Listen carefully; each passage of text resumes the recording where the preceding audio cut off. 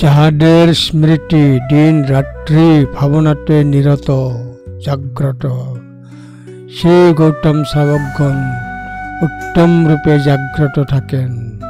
ধম্মপদ 301। বুদ্ধের সেই শিষ্যরা যাদের মন দিন রাত ভাবনাময় ধ্যানে আনন্দিত হয়, তারা জেগে ওঠে এবং তাদের ক্ষমতার সম্পূর্ণ নিয়ন্ত্রণে থাকে।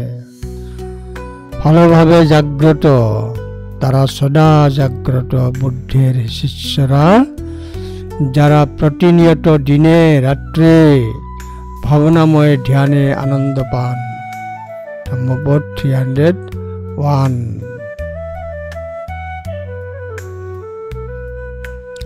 সুপ্রবুদ্ধং প্রবুদ্ধন্তি সদা গতম শাবকা, যেসং দিবাচরত্ব স ভাবনাময় রত মন।